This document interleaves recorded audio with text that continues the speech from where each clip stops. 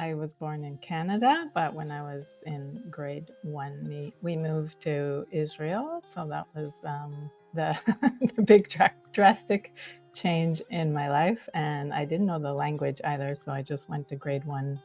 At 18, you had to go into the army. You have to, right? Yeah. So what was that like? I went from I never want to enlist to doing the most harsh program they had for girls at the time. Like I was in the first unit of mixed infantry forces of men and women. Later, I went to Lithuania, where my father was from. And at that same time, as well, I was talking to my cousins, I was like, wow, I'm doing this, like getting drunk at a football match with my face painted green and gold. And they were literally running from tanks in Vilnius. And I was like, God, the parallel lives that we've all led, and then what we choose and where we end up. But what's given to us, and how do we deal with this? How do we handle this? And then what do we choose next? Welcome to the Choice, Change and Action podcast, where you get to choose, change and take action to create a different today and a different future. Hello, welcome everybody to Choice, Change and Action podcast. So you are with me, your host, Simone Milasas, and we have the lovely, amazing, phenomenal Maya Dayan here. Welcome. Hello, thank you. And you're in Canada, right? I'm in Canada. We were talking about how I'm night, I guess, and your day, basically. Yeah, I've got the air conditioning on, and it's hot here in Queensland, Australia, and Maya is in Canada, and she's got the fireplace on. That's the way the planet is. I love it. So we were recently at Costa Rica at El Lugar, which is a beautiful, amazing property that we have in Costa Rica that is open, absolutely open, and you can go there for Christmas, New Year, anytime you desire, and ride horses, etc. We'll have a link in the subscription notes, so don't forget to subscribe. And there was a bunch of classes that we had, and during the class there was some conversations with Maya that came up, and I went, ooh, I'd like to do a podcast with you. And the thing is, I've known Maya for, I don't know, quite a few years now. Like, how long have you been around? Probably my fifth or sixth year doing 5th or 6th year. God, it feels like way longer than that. I would have said like 10, but anyway, it's like time is not relevant. We've been at many classes together, etc., worked together, and I would like to get to know you more live here on Choice, Change and Action podcast, because I really do think Choice, Change and Action, you took that by the horns, and you did choose, and you did change, and you did take some action. So tell me in your words, a little bio of you, where you grew up, what you've chosen. You can take as long as you want. Go for it. Who are you? Who's Maya? Oh, interesting. Okay. Well, I was born in Canada, but when I was in grade one, we moved to Israel. So that was the, the big drastic change in my life. And I didn't know the language either. So I just went to grade one. So what's grade one? How old are you? 5.5. 5.5. Yeah. And that was the that was the beginning of a very different journey of life that was very different from Canada and very So why did particular. you move to Israel? I guess my parents chose that. Yeah, but That's why their did they place. choose it? Why were they? Well, actually, they joined this. They were building new communities in Israel. They always, since 1920s or something like that, they've been building communities in Israel, and it always had different, versions, depending on the time, kind of thing. So Yeah, there were, like kibbutz, right? yeah, pretty much. So this was like the new version of the 90s where nobody's working for the one agriculture cause of it was just like young families who want to create a community together, but they still, I guess, had that I don't know, environment of we're a community of 100 people creating something together kind of thing. Just to slide in here, do you know how close I was to going and living on a kibbutz when I left school? I did all the research. I was looking at it all, and because I knew I wanted to travel, I knew I wanted to explore the world, and there was something about going to a kibbutz that just grabbed me. I don't know. I think the energy of what's behind the choice is what was so appealing to me. And of course, my mother was just like horrified that I would go and do something like that. And at that age, I think she had some sort of sway energetically on me going, oh, why don't I travel but do something a little bit more normal? So I left and went to America at 19 instead. So it's interesting that, yeah. So Yeah. anyway, life on a kibbutz at 5.5. You only Well, speak English. yeah, kind of. Yeah. So now it's like these new communities. There is no, they used to, you had nothing private in a way when it was back in the day. Like you didn't even get to choose your kid's name sometime, and you didn't raise your child in your home, like since they were born pretty much. So nothing of this exists anymore at this point. Like when we're moving there, it's like just the ideas of community without any of those strict um, realities. Like we each have, a townhouse and all that. Like the only thing maybe is you all pay taxes to the same community to build a school together or something like that. So more just the idea rather Yeah. than the harsh reality that they were living. And as you said, like there's something very romantic about that Yeah. idea for sure. So it's So when definitely you were 5.5 and you moved there, um, with your parents, do you have brothers and sisters? yeah. How many? I have a big brother and a baby sister. Yeah.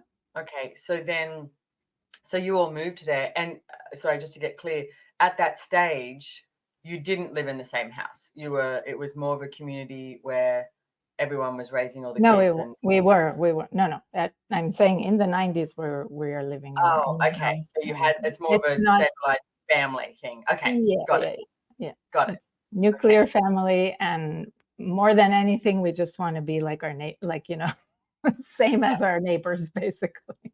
Yeah. Okay. All right. And so what was that like growing up there? At what age? 5.5 to what? Uh, till I left to the army, so that was like the home that I knew, that community, growing up with the same people, kind of thing, and yeah, it was a very close knit, tight community, for So better or can for I worse, and Yeah, what would be your best memory of it? best memory that you can just walk to your friend's house. That nobody, you knock on the door, you hi, you don't call friends before you. You just like there's a very sense of like you just show up and yeah, there's like hi. That sounds like Australia growing up. That's what it was like. Neighbours, the TV show that I don't know if you've ever seen it, Yeah. Home and Away. It's like that literally was like how you grew up. Was like all the doors would be open. They'd be screen shut for critters, but they'd be open, and you'd just be like, "Hey!" and like yell out in your neighborhood. Yeah. Okay, so what was the worst memory of being there? What was the worst memory of being there? I guess the first war was 92. So just the level of fear, like a lot of night terrors, hard to sleep, worst imagined things of like how we're going to die from war and which bomb is going to fall on us. So it was a very interesting environment to grow up in. So Okay, that was so like, I was like fourth grade or fifth grade, I think, when the first time around. And yeah, so how much of that was like how close was it to you? How much were you being affected by war, etc.?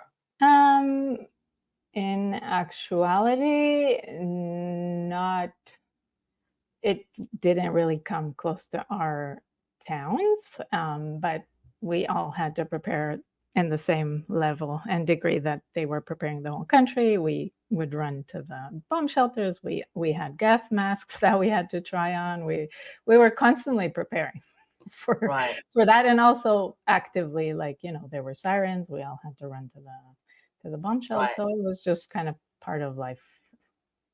Isn't that interesting? I grew up when I was in London. I was living in London for a while, and it was when the a lot of the IRA was setting bombs and things like that. So like on a Friday, especially on a Friday afternoon when you were trying to get home from work, there was always bomb scares.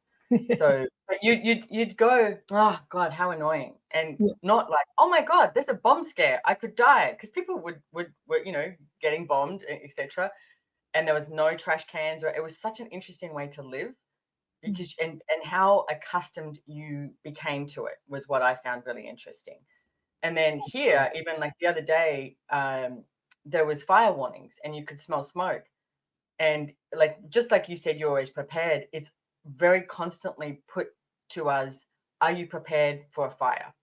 Like, have your go-to bag, have this, thing going on. And because we're hitting summer now, it was like, please, because you have like a bit of PTSD of when you smell smoke, you're like, okay, what's happening? And you ring your friends and you're like, do you know what's going on? And you're Googling, because it's not, one summer we had to be evacuated quite a few times and live in an evacuation house. And so I know it's very different from war and fires, but isn't it interesting how we adapt? Like this becomes our norm of how you will adapt to a situation and be ready for it.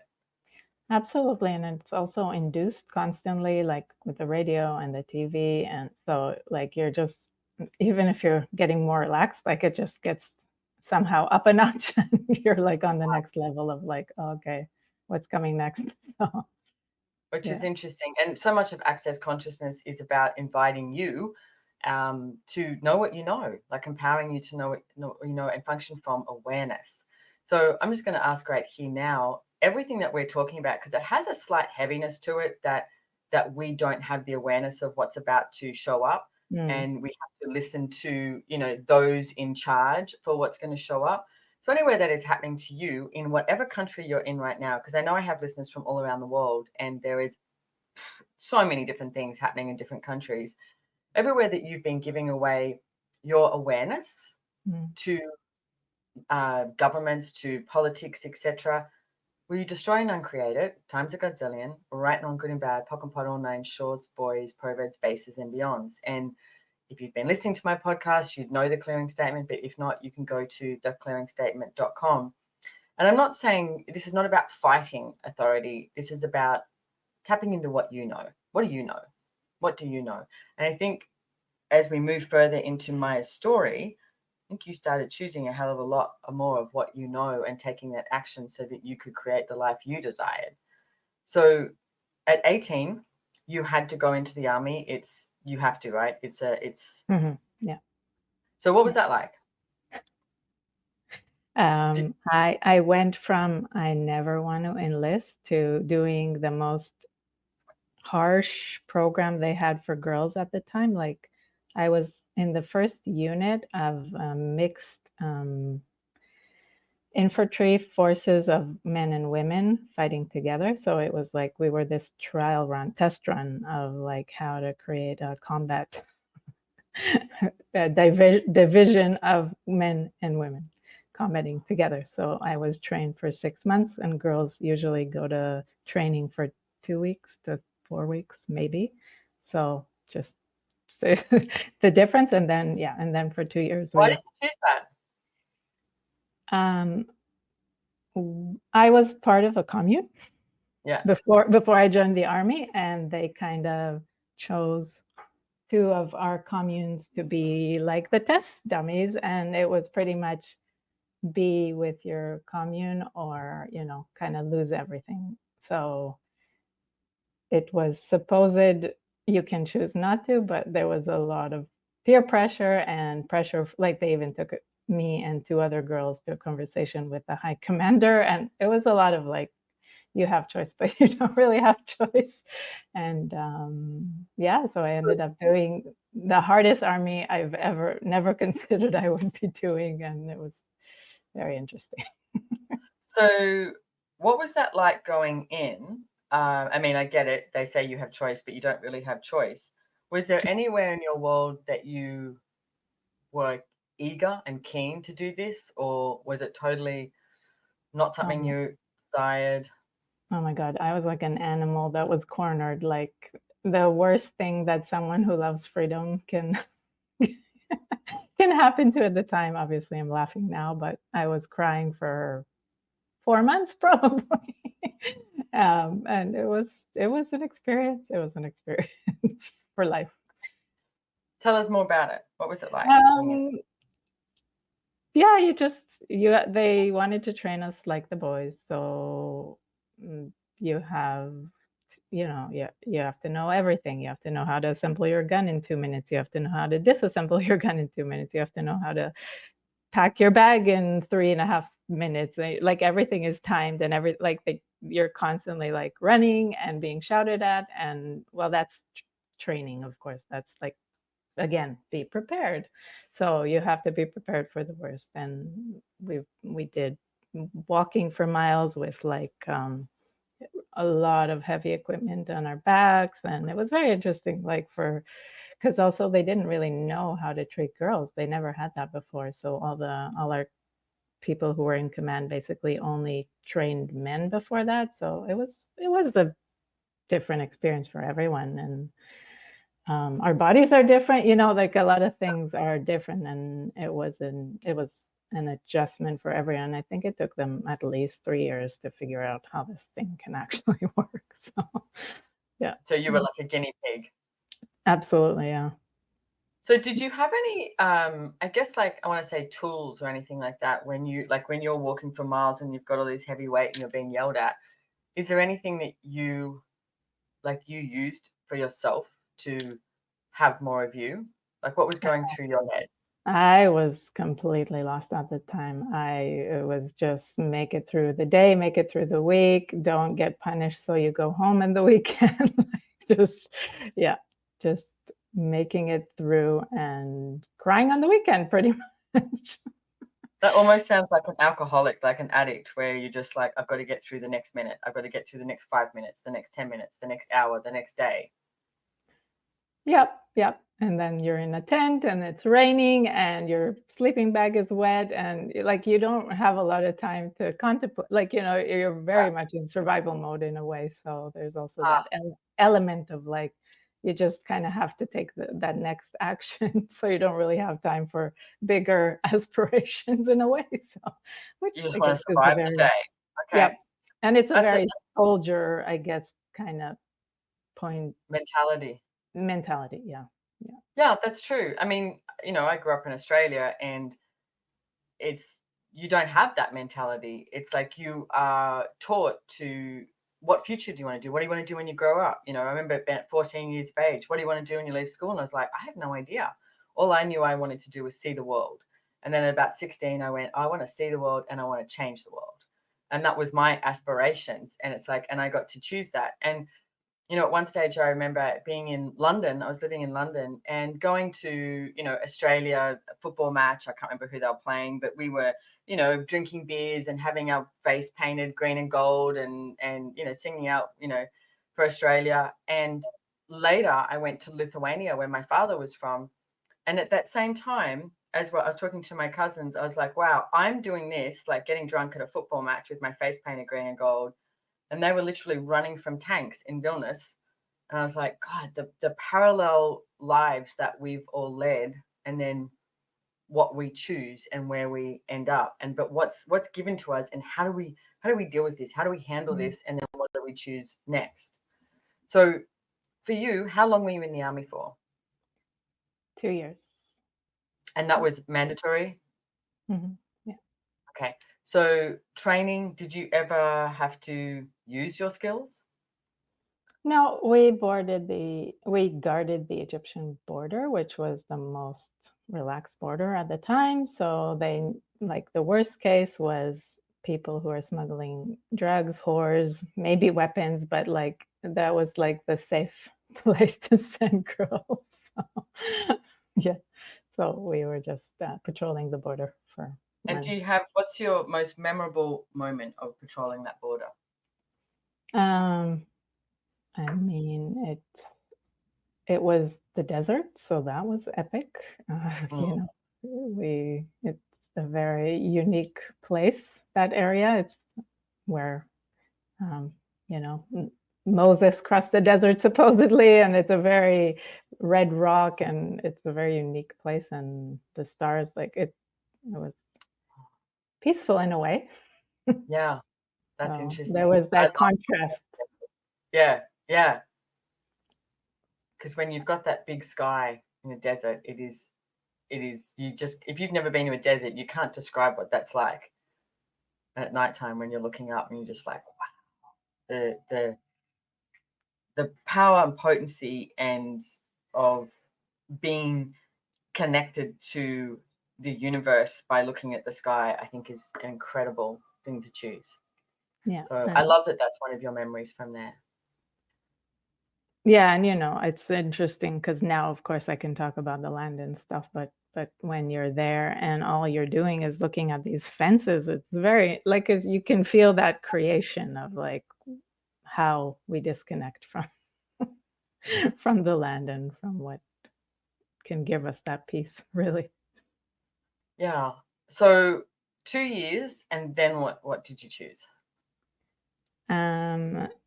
So you were talking about choosing to change the world. My version was, I will join this commune, and all of us are in this socialist movement, and we're gonna create a new reality together. And part of it is why I was sent to that unit, because again, there's no you at that point. Like, you're part of this bigger thing, and we're all heading towards a supposed revolution. And so after the army, I kept on with those people, although at that point we were so torn apart with whatever the army created for a bunch of us who had a really hard time there. So we were living in a kibbutz together, starting to fall apart, and that was that was like the end of my time in that setting. But it took a few extra good years, because it was like losing everything you thought you're heading towards and losing the revolution, and like it was like everything I was committed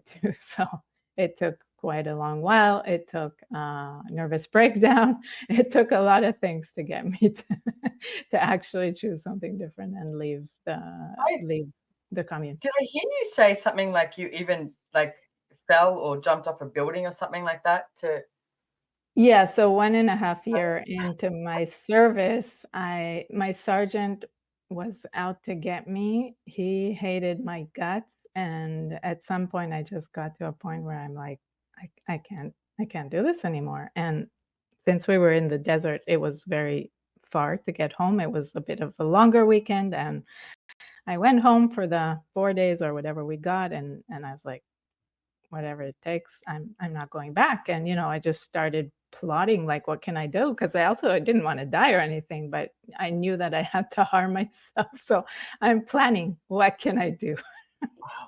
And I'm sitting on the roof of our two-story home, and I was sitting on the edge there, and it took a while to convince my body to push myself off the roof. But I'm like, this is a better situation than going back to service. So yeah, I jumped off and I cracked my arm, and that was a point that it was enough to, go to the army shrinks and doctors and start, like, my mother had to start fighting to show them that, this is beyond a state, that because sometimes people do stuff like that and you still have to go back. But Right. that was at least the point that she could start fighting to tell them that I'm never going back, kind of thing. So And did you ever go back? Um, I know. I finished my service, like, they sent me to work in an office, and I was willing to stay in the army. I was just, like, not willing to be under that sergeant ever again. So Wow. So it's so you said to them, "Hey, I jumped off the roof because I didn't want to do this anymore." Like you didn't say it was an accident. oh, You were yeah, basically yelling out for help, absolutely. Yeah, going, yeah, "Please help me." yeah. Okay. What about your sister and your brother? How were they? During the army, and Yeah. or well, my brother is a musician, so he Oh, also had to go to shrinks to, um write all kinds of letters that show that it would just, kill his soul pretty much. It's a very interesting thing to be a sensitive person and to be set in all those situations. So, so there are all kinds of creative ways, and some are easier than others, and some people find their way, and some people just don't find their way, and they just have to go through it. And probably my sister was the strongest of all of us, but Wow. she was in a base, like, she did something secret. She couldn't tell her family about it. She couldn't tell us where she is. It's like it's all kinds of weird situations go on when you're in the army. So, but Wow. that's you're used to it, kind of thing. So just what And is is? it still mandatory Yeah, it's for females and males? yeah, yeah. Wow. It's interesting. I remember meeting this guy in Nepal, and he was from Israel. And one of the businesses, I know you know about it, Good Vibes for You, that I had before Access. A lot of the designs I used to come up with were from conversations I had with people and where I was inspired. And I was at this, hostel, and I became friends with this Israeli guy. And we went to this yoga camp, and I actually escaped during the night because they wouldn't let us out, and I hated being there. So it was like 3 o'clock in the morning. I escaped with my friend, and we ended up getting on the back of this. There was a cart that was being driven by 2 cows, and there was all hay in the back. And we were like, "Can we get a ride?" And the guy was like, "Sure, jump in." So we were just so happy in the middle of Nepal somewhere, are you heading towards Kathmandu? And they're like, "Yes." And we were like in the back of this cart at like 3, 4 o'clock in the morning, like escaping from this yoga camp. And we got back to the hostel, and I was telling the Israeli guy, and he goes, "You guys are crazy." And he said, "You know what? Growing up in Israel and being surrounded by every country you're surrounded by hates you." He goes, "You end up the energy he was talking about. He was like, you'll step over your own mother to get where you need to go if you need to do that." And he was talking about this strength. And one of my designs was from him. He said, "If you feel good, you are good. If you feel bad, change it." And that was one of my best-selling designs, and I got that from this guy because I was just like, that's such a brilliant way to look at life. Like, if you feel good, you are good. If you feel bad, change it. Do something to change it. And I always noticed that because there was a lot of Israelis in Nepal doing business as well, and we would quite often swap designs or do different things. And there was this inner strength that was like a necessity, and this courage that they had that I did not see in Australians. It was this, but there was also, it was this harshness with kindness is probably the way I would describe it. Because they were some of the most generous people to me in helping me with different situations or different things, etc. When I was doing business in Nepal, that they would not stand for, like, if someone was going to do something or rip something off or do that, it was just like, no, that's not happening. And then you were just like, whoa, you would see like this different side. But it was like, they were like, nobody's going to fuck with me, basically. No. And it was just such an interesting energy, I noticed, to be around that. You actually had this sense of being safe unless you were on the other end of what they were directing at. Like, I wouldn't want to be on that other end, sort of thing. So it was interesting, the interaction that I had with so many Israelis, and in India as well. I met a lot. So, yeah. But I'm going to say really beautiful, beautiful, strong people. Profit is how much living you can create when you are willing to create a bigger life. Please join my latest and very low-cost membership with me, Simone Milasas, at the Profit Club. SimoneMilasas.com/Profit Club. Yeah. So now what? You've jumped off a building. You get out of the army. What made you? When did you leave Israel? Like, what was the choice and the action you took in order to create something different? That that took a few years, but I knew I wanted to at least try it. I actually never planned to leave because I very, very, very connected to the country. But it was like, hey, I have the passport. You have the work visa. Like, let's try. Life is short. Let's at least experience it. Even if it's for a couple of years, just to do that different thing. So Is that with your husband? yeah, it began as just let's try this thing. And I was probably asking the universe without knowing, but he got this opening in Canada of all places, and it was like easy peasy supposedly. So yeah, we just went for it. So And so you've been in Canada since then. That's where you've got kids now, growing yeah, up in Canada since then. And have you been back to Israel? yeah, actually my daughter was born there, and then we moved, and then a few years later, mm, we ended up back in Israel, and 2 minutes later, I got pregnant again, so obviously my kids both wanted to be born there, but also I found access, and that was the period, like, when I was pregnant with my son and super depressed and just a different story, but, that's where I found Access Consciousness, so I started my journey with Access there, and part of coming back to Canada was having the tools, like, because I had a very, very hard time in that first period in Canada with a one-year-old baby and a husband and just me alone at home most of the time with a baby, but, like, having the tools, it was like, "Oh, I wonder what Vancouver would have been with the access tools," and that's when the second round of having a visa and all that showed up, so it was definitely this just curiosity because it was super hard, and then I was like, "Oh, but now that I have tools, what would it look like?" kind of thing, so Yeah. that's So good. how did you come across Access in Israel? Um, I was after a miscarriage, and I was pregnant again, and I was having the hardest time connecting to the fetus, and I just, had a very, um, lonely period. We were in a new town, I didn't know anybody, I was pregnant, I was tired, I was still recovering from the miscarriage, and I just cried for help as you do, and then the ads started showing up in the local Facebook group, like magic, miracles, and it's very similar to Dr. Dane and Brendan's story. I was just, like, so annoyed, and by the 3rd time I saw the ad, I was like, "Okay," and then even then, I was like, "Okay, this is too expensive." I've never spent any kind of money like that on myself, so it took me another 2 or 3 months to choose the class, but it just kept showing up for, like, 3, 4 months, and and after that, like, I just couldn't refuse. After that, it was like an avalanche, so that was Yeah, cool. and here you are now. Yeah. It's interesting.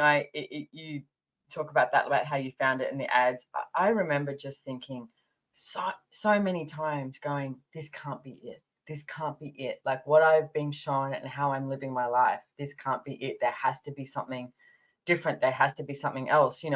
And I indulged in taking so many drugs and doing all of that because that was the closest I could find to something else. But I was like, there's got to be something else. There's got to be something else. Like looking at nature and the earth and tapping into the energy of the earth, I was like, we can't just be doing this.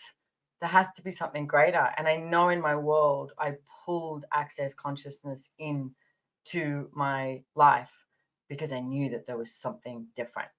So if you're listening to this and if there anywhere in your world that you know that there's got to be something different and you don't have to be functioning from a life of struggle, scarcity, depression, frustration, etc. There are thousands and thousands of tools available for you to change any area of your life that you think is not working for you. And everyone in Access has a different story of what wasn't working for them. And I remember the days I would wake up crying like 4 or 5 times a week, and I thought that was normal. I thought, doesn't everyone wake up crying? Yeah. And now I'm like, I wake up and I'm like, morning world, hello planet, and there's so much joy in my world. And it's literally, it's me. So if you're actually looking to access you, please, it's like, go check out accessconsciousness.com. There are so many different classes. You can reach out to me for sure. You can reach out to Maya. We'll have all of her details in the show notes as well. And I wanted to sort of end this as well, Maya, with asking you, what are some of the key tools that you use that we could give to people today to actually Mm, make that choice and take that action and choose something different? wow. Um, weird. I wanted to say something else, but okay. Go for it. Whatever you Well, want. uh, just as like a small story of like for me was the beginning of the change in my journey. Like I found Access in 2015, and in 2018 was the first time I've ever traveled after having two kids. So like for years I didn't do anything for myself, and I went to a 3-day class that was called the abuse class. Of all classes, that was my first vacation as a mother. 4 nights in the abuse class, and I found myself like crying on the floor, and like le- nothing made sense because I wasn't abused per se in this lifetime, like not not sexually, not physically, but it was I tend to really agree when you well, talk. Yeah. yeah, it was really a turning point to see how harsh, like, stripping yourself of, like, who you are, what you desire, like, just losing yourself always for the collective, like, really just how, and, living constantly in a mode of survival. Like, there's so much abuse, and there's no reference to the kindness that I found in Access Consciousness, so that was a big pivotal point for me going to that class. And of course, everything that came before, which was the bars and foundation and all these things that made it easier to even make a choice like that. But it was, and receiving the abuse hold during that class, but it just started opening the door for me to really see what kind world there is out there and what's Yeah. possible. Yeah. So, Thank you for that. I love that you shared that. And I'm also going to mention we have an app that's out now. It's called access.me. We'll also have those details in the subscription notes. So don't forget to subscribe. And what we've done, which is absolutely incredible, I think there's so many people who don't even believe that this is true in a way.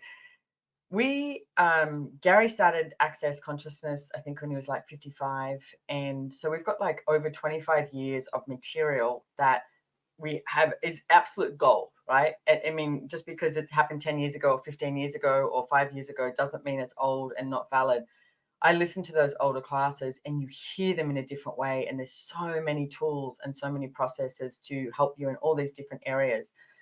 So what we have now, the app works like Spotify. So you're just streaming, and it's got all of those classes, everything except for anything that happened in the last 2 years, and no body classes. There's a couple that are not there, but the abuse classes are on there. And all of the, my business classes, Dr. Dane here's Being You, ESB, like we've got all the Choice for Possibilities classes, old foundation classes, Gary, Dane, my telecalls, like lots of different things on there. I can't remember how, it was like 40,000 hours or something like that you could, listen to.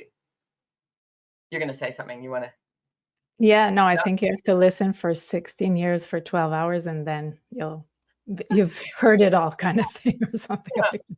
And it's $275 a month for that. So, and like I said, it just works like Spotify. So you just stream it. Like I've been listening to the Benevolent Capitalist class that happened in Melbourne. And that's $10,000 class that's on our website, and it's in the app. And it's like, for me, I'm like, that's gold, Yeah. So, and those abuse classes are there. And I love that you mentioned the abuse classes, because most people like go to, so say because I was sexually abused when I was about 17. And so you put that in a category of abuse. And yet I'm so okay with that. And there is so much clarity I have around that and everything. But the abuse that I got from things like being gaslit by my mother, that's the abuse that's like underhanded that we don't tend to look at. Like you said, you were stripped of the choice to choose for yourself. That's abuse. We can put physical and sexual abuse into a category, but there are so many more forms of abuse. I mean, do you judge yourself every day? That's abuse. It's like the fact that I was waking up crying 4 or 5 times a week because of the people I was surrounding myself by. But it's like I was surrounding myself by people who would always judge me because then I could maintain my judgments. That's abuse. There are so many different things to look at with that. So if, as Maya's talking about this and I'm talking about this and it's coming up for you, please go and seek something different. You can buy the abuse class on the Access Consciousness website. And you could also just get Access Me and have abuse classes and a whole lot of other stuff as well. So it's your choice. But please know, abuse is not personal. It's not your fault. That's the one thing I want to say. It's not your fault, okay? So everything that is time to go selling, we destroy and uncreate it, right and good and bad, pock and pot on in shorts, boys, proverbs, bases, and beyonds. So Maya, is there anything else that you would like to say to the listeners and leave the listeners with here? Just a light topic to end with abuse, but I mean, and that was really like, because the gift of Gary Douglas, and you said he started at 55, but he spoke and he was aware of this world of benevolence and kindness and abundance and, beauty. And you can't see all that when all these filters are on and all your lenses are so distorted from survival. And that was the choice for me, to really get out of those lenses of survival, penurity, I don't know, just thinking that everything has to be harsh, and it's showing up more every day. So, and thank you for being here. I am so grateful to know you, and I'm so grateful to have you in my life. It's like you are such a joy. So thank you, Maya. thank you. And yeah, what would it take for us to actualize a world like that? And I get a lot of the times it's so energetic. I am currently facilitating advanced body class. Today's day 3. And yesterday after class, a woman ran outside after I left and she said, Simone, I just want to say to you, I've never been in an energy like this. This is phenomenal. She said, this is the best way I can describe it, is there's just this fairy dust being sprinkled across the entirety of the room. And I was like, yeah, imagine living in a world like this. She was like, yeah, that's what I'm asking for. I'm like, yeah, me too. We've got this. Me 3. Yeah. Cool. So thank you so much again for being here. What's your Instagram handle, or where can people find you? Do you have a website? Maya Dayan CF on Instagram, or mayadayan.com. Easy. Awesome. And we will have that in the show notes as well. So thank you for being here, and I adore you, and thank you for listening. And please, like I said, subscribe, share this with your friends, etc. Follow us on Instagram, and I'll see you next time. Goodbye, everybody. Thank you.